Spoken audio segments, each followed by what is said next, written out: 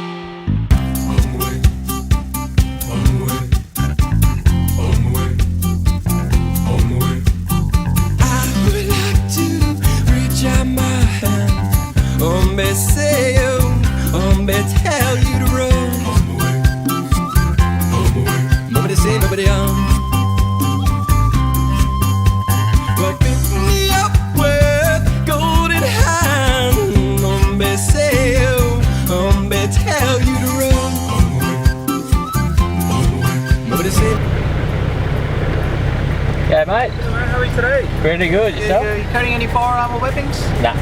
Perfect. Just when you go in, I think you're not supposed to make any videos or photo.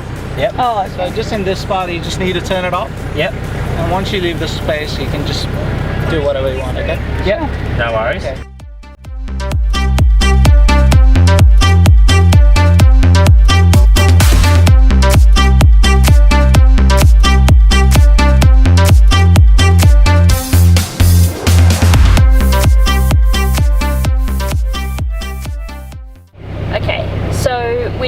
We pulled up and got into a line. We could tell that all the traffic was flowing towards the Spirit of Tasmania, so we hopped in the line.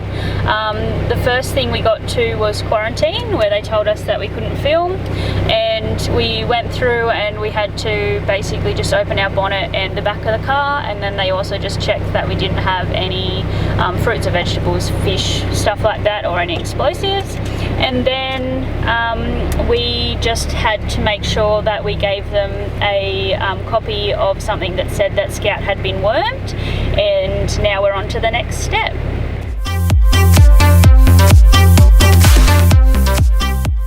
So we've been a little bit worried, well, myself mainly, about travelling on the Spirit with our dog Scout. He can get a little bit worked up around other dogs, and we've heard that some dogs just bark the whole time because they're not comfortable and they're worried, and it's just something that they're not really used to. They're caged up for the whole time and you can't go check on them. Scout also is a French Bulldog, so his snout's shorter. They get panty a lot quicker and have a bit more trouble breathing, so I was a little bit worried. But when we went to the vets this afternoon to get him wormed, they gave us just a few little sedative tablets, so they just said to give him one just before we put him in the kennel, and hopefully that'll calm him down enough to just not stress out while we leave him in there. So we did also hear recently that a dog died on the Spirit of Tasmania, and we'd already booked our ticket and planned our holiday here, so that also made it a little bit harder knowing what to do, whether we should go ahead with it. But the vet has, you know, sort of assured us that the sedative should be fine and he should be alright, and he's been travelling quite well with us in the car since we left on our trip. So we're going to put his bedding and everything in with him, and hopefully he just goes to sleep and we'll get him in the morning.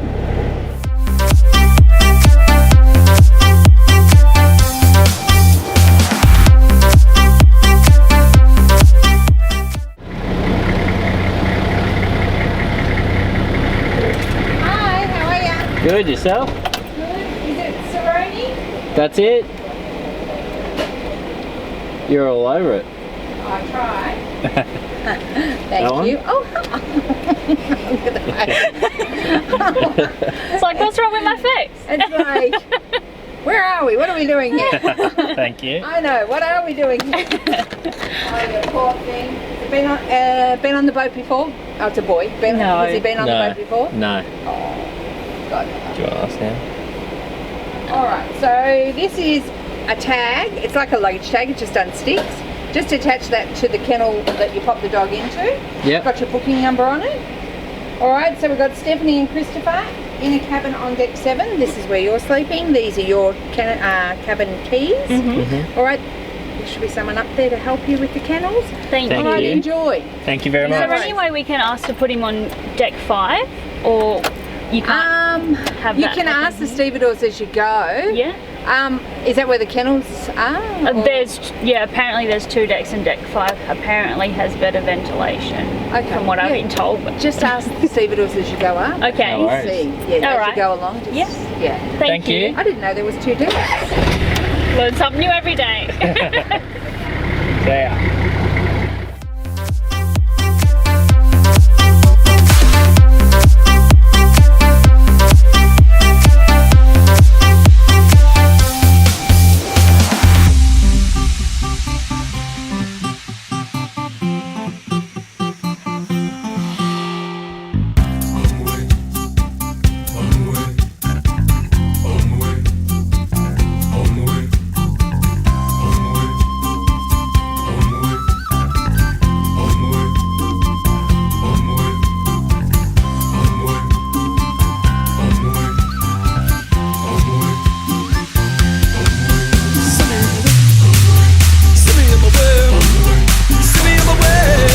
Daddy, where are we going? Where are we going? Off the ramp, bud. Here we go.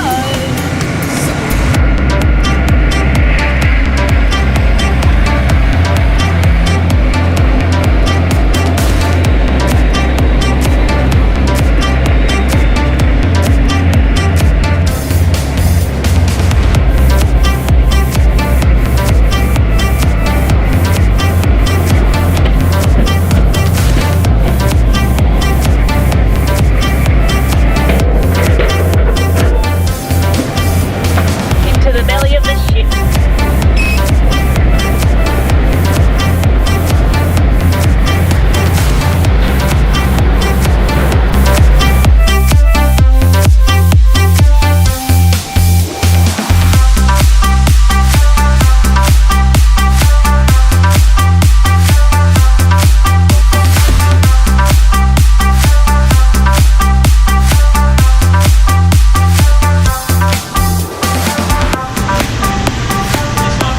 Yeah.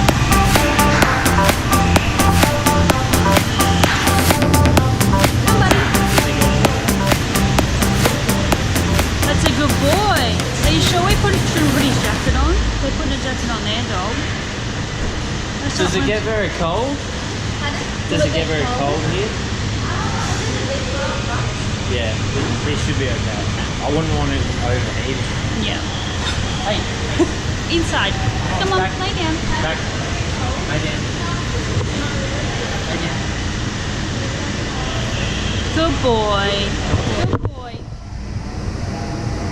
You'll be good. Just have a sleep. Buddy.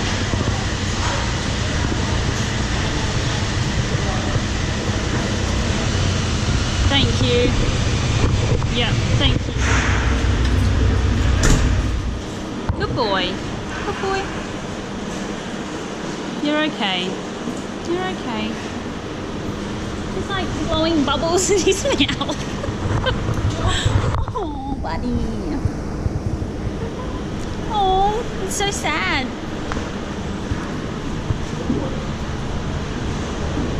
Good boy. I think he's like stressing.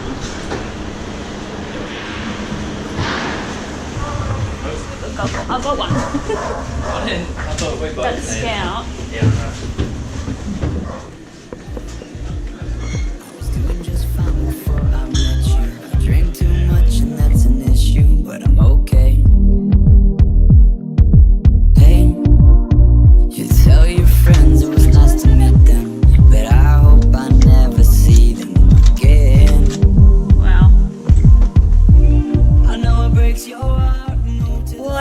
expected it to be small, but I thought we might have a bit of space, at least on the floor, to put like 2 mattresses together, because we're used to sleeping on 1 mattress. But as you can see, there's not really any space at all, but I'm sure we can manage for 1 night. The toilet and shower is a bit bigger than I expected it to be. From everything I've seen, it just looked quite small, but it'll be big enough to have a decent shower and toilets there. There's stuff, electrical sockets so you can plug your stuff in, so that'll be good to charge things up, and we can have the laptop going and watch some things tonight. But yeah, I think it would definitely be worth having this as opposed to getting a recliner. Just having your own little space to come back to and having your own shower and toilet, I think will be really beneficial over the night. Yeah, it is really stuffy in here. No windows, obviously. There's a little temperature control, but it says it takes like an hour to adjust, so I would like it to be cooler in here. And really, like, that's basically as far apart as the beds are, like a shoulder width. Yeah. And they're only, you know, singles. It's not a problem, it's what you expect, like just single bunks. But there's not a lot. If you're a family, like 2 kids and 2 adults, it'd be pretty tight in here. Yeah, it's worth just having a room just to have one. Yeah. Yeah. And yeah, but it's enough to sleep through the night and it'll be fine. Yeah.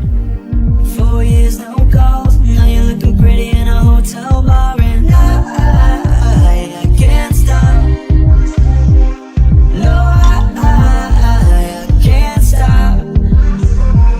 So baby, pull me closer in the backseat of your Rover that I know you can't afford. Bite that tattoo on your shoulder. Pull the sheets right off the corner of that mattress. So when we left Scout down in the kennels, we were walking away and he was barking quite loudly. So we weren't sure if he was actually going to settle down, and we both felt quite guilty just leaving him in the cage and then just having this whole boat to go do what we want on. So you're not allowed to go back to your cars once the ship has pulled away from Melbourne, but they do a few last minute calls to say if you need anything from your car, like medication or to turn off your car alarm, that you can go down and do that. So we went, because we got on quite early, we went down at one of those last calls and just snuck our heads out, and we could see that Scout was already asleep, so that settled our minds a little bit. We also got something to eat. We'd eaten a few hours ago, so we weren't super hungry, but they have buffet dinners. They're what, $27.50 per person, and then they've got like the pantry, which is just like sort of pies and cold sandwiches and stuff. But then at the bars they have pizzas and like toasted sandwiches and stuff. So we just got Chris just got a pizza and I just got a toasted avocado and chicken, like focaccia type thing, and they were pretty nice, pretty reasonable prices compared to say the buffet dinner. So the toasted sandwich was $9 and the pizza was $11. The pizza was definitely just for one person, it was quite small. But From your roommate back in Boulder, we ain't ever getting older. You look as good as the day I met you. I forget just why I left you. I was insane. Stay and play that Blink-182 song. good morning guys, it's about 6 o'clock this morning. We got a wake up call about 5:45. And they start telling you, you know, what decks are going to go first and things like that. And we're disembarking at 6:30. Yep. So last night's sleep was interesting. I had a fair bit more than Chris, it sounds like. It sounds like he didn't really have much of a sleep. No, I struggled to get sleep. Wasn't all that comfortable. But the problem was we went to bed about 9 and we left Melbourne at 7:30, which meant we sort of hit the I don't know, open sea or whatever they call it, around 10 o'clock at night, and it was about 10:15 and it just started getting real rough. And from there it was just really hard to actually get to sleep. So if you can get to sleep before that time, you'd probably be alright, but it was hard after that. Yeah. It still was definitely worth having a cabin. The other option that you have is just a recliner in a recliner lounge, sort of like at the movies. But it was just good to have our own bathroom, somewhere we can put our stuff, and an actual bed, even if the sleep wasn't that great. Yeah, just stretching out and stuff like that was better. Yeah, definitely. So we're definitely going to get a cabin on our way back over. We're just about to head down, might get something to eat before we get off the boat, and we're getting called first because we're on deck 5, which is the only deck that has pets on it at the moment. We were told that deck 5 is better than deck 3 for pets. They're the 2 decks that have pets on them, and we were all put onto deck 5 yesterday because there's freight going through the week. So if you travel through the week, you'll basically get onto deck 5 if you want to be on deck 5 with your pet. The first ones off will be the foot traffic as well, just anyone that boarded without a car. So they get off first, I think, as we get let on to deck 5, just to get in the car and grab Scout and stuff. So yeah, we'll see how that all goes. Yeah, the other good thing that we did do is grab a national parks pass as like a tourism desk. And the lady there will help you get the passes and stuff that you need before you get over to the island. So we just got a pass for 2 months for like $60, and that covers basically all of the parks, just not camping fees and stuff. So that was really helpful. So we're excited to go see how Scout went. Like Chris said, it did get quite rough. So hopefully he's alright, and we'll go from there. Now we beat to death in Tucson, okay. I know it breaks so hard to move to the city in a broke down car. Come on! Hello! Hey, buddy! Hi! You look so tired. Hey, buddy. Yeah.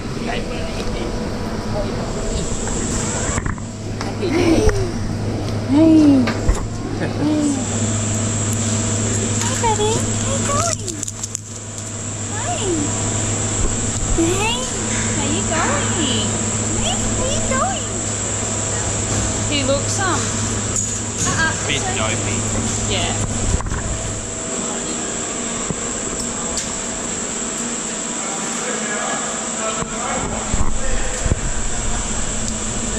Good boy.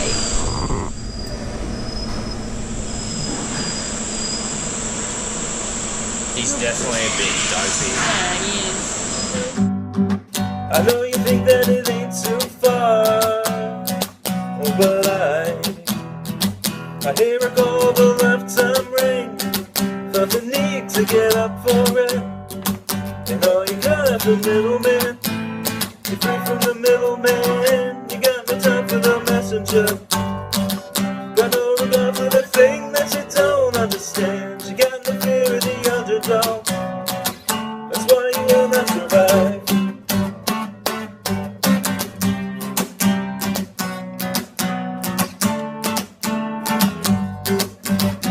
So exiting the ship was not too bad. Our floor went first and everyone sort of crowded at the door. Once they announced our floor, we were able to go out, get Scout. He looked a little bit dopey. You could tell that the sedative had worked. He still looks a little bit slow and stuff now. Getting off the boat was no issue at all. Got out, found somewhere, a little bakery not far off the exit part, and then got something to eat, gave Scout some food, and that's about it. So thank you so much for watching. We just wanted to share what our experience was. Overall, it was a pretty decent trip. There's decent food, somewhere to sleep, and Scout seemed to travel okay. If you've got any questions or anything, let us know and we'll reply to those, and we'll see you in the next video. Bye!